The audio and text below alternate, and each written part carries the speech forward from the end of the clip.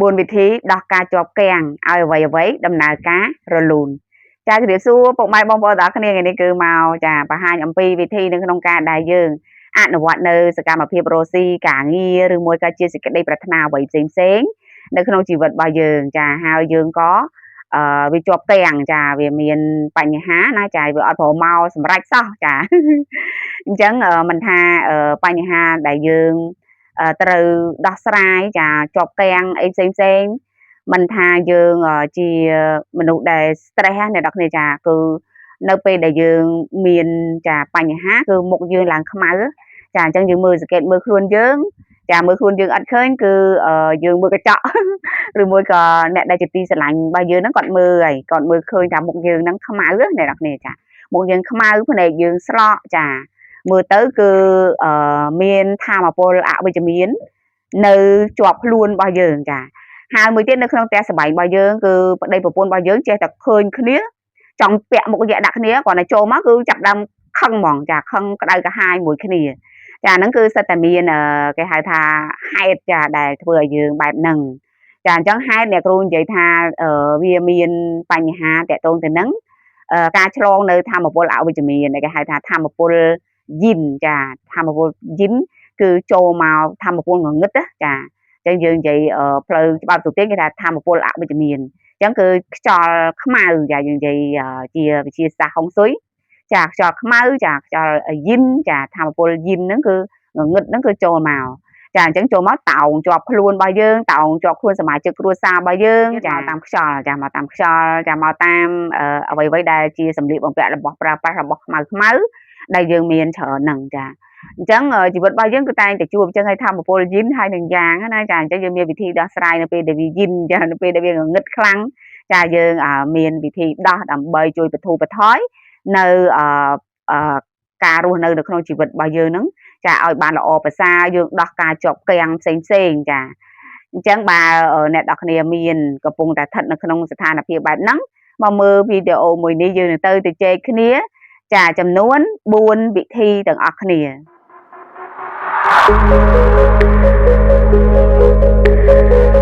ចាអញ្ចឹងវិធីទី1ដែលយើងត្រូវធ្វើគឺតកតងទៅនឹងអំបិលហិមាល័យចាអញ្ចឹងអំបិលហិមាល័យគឺអំបិលដែលមានពណ៌ផ្កាឈូកចាអញ្ចឹងអ្នកនរគ្នាយកអំបិលហិមាល័យហ្នឹងគឺមកធ្វើការសម្អាតធម្មពលអវិជ្ជមានចាអញ្ចឹងធម្មពលអវិជ្ជមានគឺត្រូវការប្រសិទ្ធខ្យល់ចាអញ្ចឹងអ្នកនរគ្នាចាយកអំបិលហិមាល័យហ្នឹងយកមកក្តាប់មកដាក់ទឹកងូតចាទឹកធុងស្វេត្រូលរបស់យើងណាចាតែអ្នកគ្រូអត់ recommend ឲ្យយើងចាអត់ណែនាំឲ្យយើងហ្នឹងត្រាំទឹកហ្នឹងទេគេត្រាំទឹកក្នុងភូលរបស់យើងណាក្នុងអាងរបស់យើងទេចាអញ្ចឹងគឺយើងយកអំបិលហ្នឹងបើយើងមានធុងទឹកគឺយើងបើកធុងទឹកដាក់មួយធុងមកហើយយកអំបិលហ្នឹងមកក្តាប់ដាក់ចាអញ្ចឹងយើងឧបកិច្ចទៅយើងបួងសួងបន្តិចទៅសូមឲ្យរឿងរ៉ាវដែលជាប់គាំងទៅអស់គឺទៅតាមអំបិលហ្នឹងចាហើយហៅលាភសំណាងចូលមកកាន់ជីវិតចាអញ្ចឹងអ្នកនរគ្នាដាក់ហើយកូរទឹកហ្នឹងទៅងូតចាបើកំពុងតែជាប់គាំងខ្លាំងចាស្មុគស្មាញខ្លាំង stress ខ្លាំងងូត7ថ្ងៃចាអញ្ចឹងគូងូត7ថ្ងៃជាប់គ្នាណាចាយើងមួយពេលណាក៏បានណាពេលព្រឹកល្អចាពេលព្រឹកងូតហើយចេញទៅចាហើយការងាររបស់យើងនឹងដំណើរការយ៉ាងរលូនចាហើយមួយទៀតគឺយើងយកមកក្នុងផ្ទះរបស់យើងចេះតែចង់ចាមានបញ្ហាមួយគ្នាណាយើងចង់ពាក់មុខយៈអញ្ចឹងអ្នកគ្នាយកអំបិលហ្នឹងហើយទៅបាចនៅក្នុងបន្ទប់គេឬក៏ផ្ទះរបស់យើងទីធ្លាមុខផ្ទះរបស់យើងចាអញ្ចឹងយកមកក្តាប់បាចអញ្ចឹងទៅហើយបច្ចេកទៅបដិញឧបទ្រពយ៉ាងไรចេញបើ master របស់អ្នកគ្រូចា master ដែលបរៀនច្បាប់សុទានរបស់អ្នកគ្រូចាអញ្ចឹងគាត់បរៀនយើងចាដល់ឲ្យយកអាហ្នឹងដាក់ដល់លើពូកយើងទៀតដោយសារអំបិលហេមឡៃហ្នឹងវាគ្រោះអញ្ចឹងស្រួលសម្អាតអញ្ចឹងដាក់លើពូកលើខ្នើយយើងទៅតែកុំឲ្យបាចទៅកលុកលាគេលោវាពិបាកបោសចាអញ្ចឹងយើងដាក់ទៅលើពូកអញ្ចឹងទៅទុកចោល1ម៉ោងចាទៅ2ម៉ោងចាអញ្ចឹងយើងទុកចោលហើយគឺយើងចាបោសវាចេញមកវិញមកអាហ្នឹងក្នុងការប្រើអំបិលណាចាអញ្ចឹងមួយទៀតអ្នកនរគ្នាដាក់ចានក៏បានដែរដាក់កូនចានដើម្បីដាក់នៅក្បែរតុរបស់យើងឬមួយកន្លែងធ្វើការណាចាមានអ្នកដែលគេស្អប់ច្រើនអីចឹងដាក់នៅកន្លែងហ្នឹងចាអញ្ចឹងនៅកន្លែងធ្វើការរបស់យើងគឺប្រើធម្មពលនៃការគិតអីច្រើនទៅមានមនុស្សចូលមកធ្វើការច្រើនគឺត្រូវការសម្អាតខ្យល់អញ្ចឹងគឺដាក់នៅតុធ្វើការរបស់យើងឬមួយក៏នៅក្រែគេងរបស់យើងចាអញ្ចឹងយើងដាក់ទៅមកកូនចាននៅក្រែគេងរបស់យើងហើយបើឪពុកម្ដាយចាស់ក៏អញ្ចឹងដែរយើងមានមួយកូនចានដាក់នៅក្រែគេងអញ្ចឹងទៅ ចាហើយមួយទៀតអ្នកនរគ្នាអាចប្រើគោមអំបិលហេម៉ាឡៃចាអញ្ចឹងគឺគោមអំបិលដែលមានពលឺ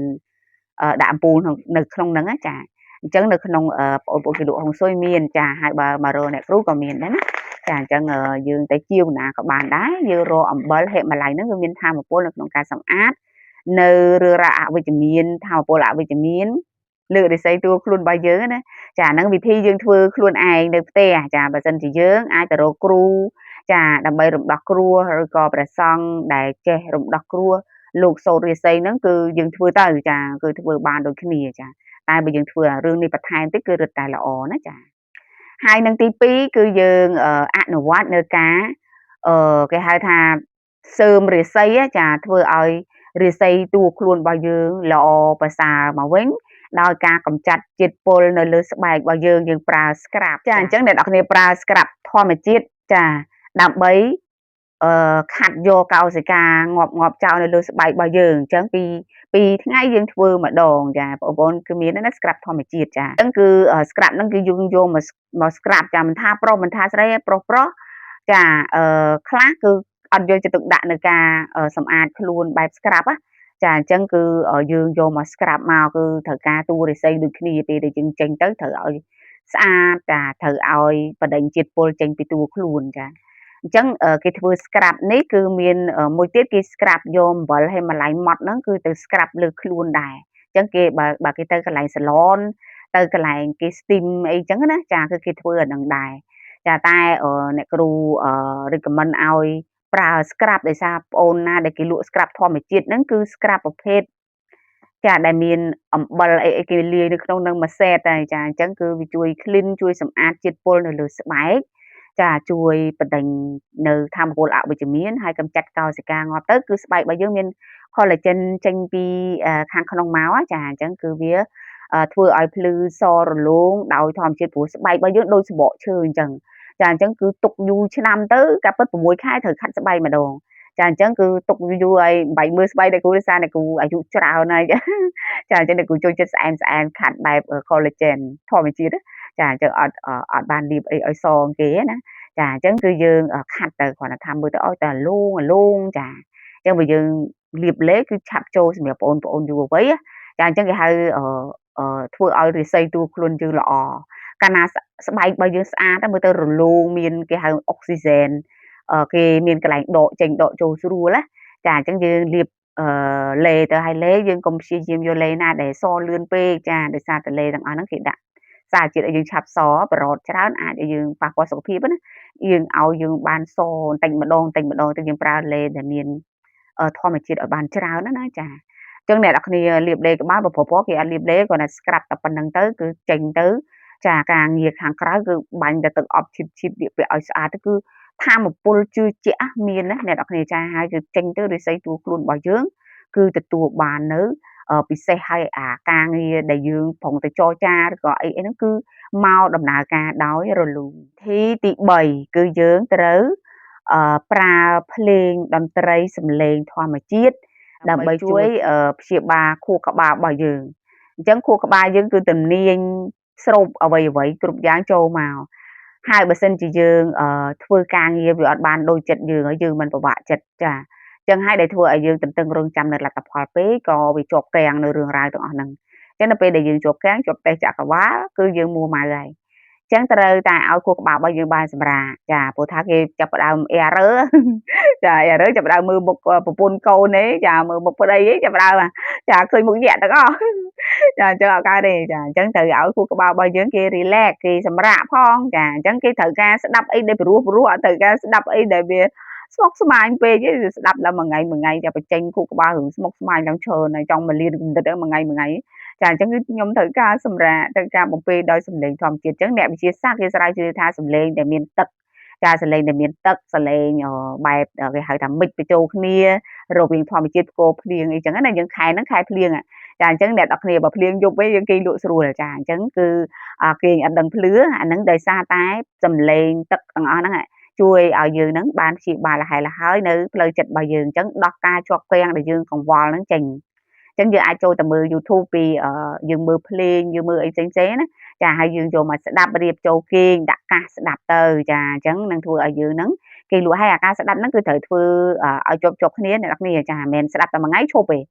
នៅក្នុងការព្យាបាលខួរក្បាលរបស់យើងពី7ថ្ងៃទៅចាដល់21ថ្ងៃចាអញ្ចឹងយើងសម្រាប់រៀបគេងគឺដាក់កាសហ្នឹងស្ដាប់មួយបទពីរបទអីចឹងទៅចាហើយសម្រាប់អ្នកគ្រូគឺអ្នកគ្រូមានភ្លេងសម្រាប់ជួយព្យាបាលហើយនឹងប៊ូតប្រេកង់ជប់ក្តីប្រាថ្នាកម្រិត 3.0 ណាចាអញ្ចឹងអ្នកគ្នាអាចរកជីវបានចាអញ្ចឹងគឺអ្នកគ្រូកុំតែបានភ្លេងហ្នឹងណាចាអញ្ចឹងគឺជួយបន្ថែមចាអញ្ចឹងអ្នកកូនសិស្សចាចូលមកប្រូក្រាមភ្លេងហ្នឹងបាន100អ្នកជាងហើយចាអញ្ចឹងសិតតែបានផលផ្លែផ្កាអញ្ចឹងអ្នកនរគ្នាណាចង់ជីវអាចចូលទៅ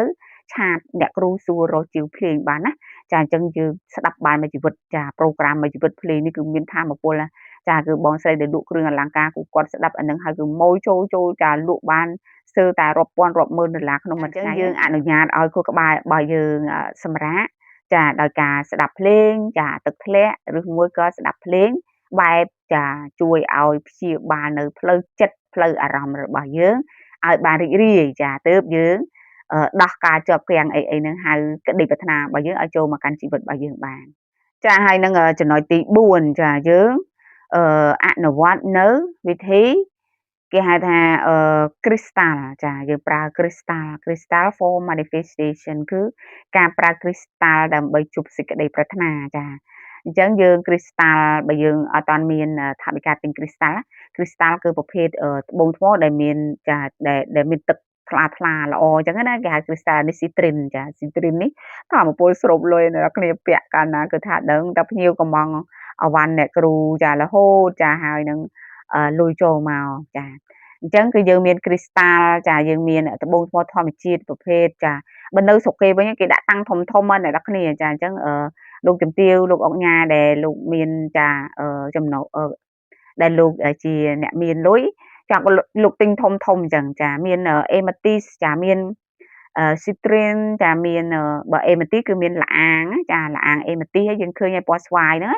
ចាឬមួយក៏ជាដុំចាជាអីផ្សេងចាជាបាល់ជាអីគឺយើងយកមកដាក់ចាអញ្ចឹងការដែលដាក់នោះវាត្បូងថ្មធម្មជាតិអស់ហ្នឹងគឺវាមានប្រេកង់វាអ្នកនរគ្នាចាមានប្រេកង់ចាដូចអានេះអីមិនដាក់ឲ្យត្រឹមតែស្អាតទេណាអានេះ decoration គឺធ្វើឲ្យផ្ទះរបស់យើងតុបតែងទៅមើលទៅស្អាតហើយគឺវាមានចាតិចសឹបនេះចាគឺត្បូងថ្មធម្មជាតិហ្នឹងគឺគេមានធម៌ពលចាអញ្ចឹងគេបញ្ចេញធម៌ពលមកឲ្យយើងតិចទៅជុំឲ្យអ្នកគ្រូអង្គុយអញ្ចឹងអ្នកគ្រូចង់និយាយបែបណាក៏វាអត់សូវហត់នឿយហើយមានអារម្មណ៍ផ្ដោតហើយនឹងរីករាយនៅក្នុងការនិយាយគឺអ្នកគ្រូនិយាយសើចចាអញ្ចឹងគឺបែបហ្នឹងអ្នកនរគ្នាគឺ crystal ហ្នឹងវាជួយដោះគាំងដែរ crystal ហ្នឹងនឹងជួយឲ្យយើងនឹងមាន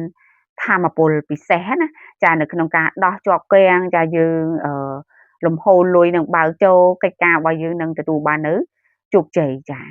អញ្ចឹងអ្នកនរគ្នាអនុវត្តនៅ4ហ្នឹងបើសិនជាយើងកំពុងតែស្មុគស្មាញកំពុងតែរៀនសេចដាក់រយៈធ្វើចាកំពុងតែមានការជាប់គាំងអនុវត្តតែ4វិធីហ្នឹងអ្នកនរគ្នានឹងទទួលបានផលផ្លែផ្កាចាអញ្ចឹងបើបានផលកណាកុំភ្លេច comment មកខាងក្រោមចែករំលែកអ្នកគ្រូឲ្យបានដឹងផងចាអញ្ចឹងបើសិនជាអ្នកនរគ្នាចង់ស្វែងរកចាវត្ថុដែលជួយឲ្យអ្នកនរគ្នាជំនួយជប់សេចក្តីប្រាថ្នាបានលឿនដល់ការជោគជ័យអីអាចឆាតទៅ Telegram របស់អ្នកគ្រូបានចាហើយមួយទៀតបើចង់រៀន VIP ចាអាចសួរនៅក្នុងនឹងបានអញ្ចឹងជូនពរឲ្យអ្នកនរគ្នាសម្រេចផលផ្លែផ្កាចាអញ្ចឹងជូនពរឲ្យអ្នកនរគ្នាដោះការជោគជ័យដំណើរការឲ្យរលូនចាទទួលលុយទទួលលាភទទួលហេងចាចូលមកកាន់ជីវិតនិងក្រុមគ្រួសារបានដោយបានក្នុងពេលដ៏ខ្លីចាអញ្ចឹងកុំភ្លេចចុច Subscribe Channel របស់អ្នកគ្រូផងយើងជួបគ្នានៅវីដេអូក្រោយទៀតអរគុណច្រើន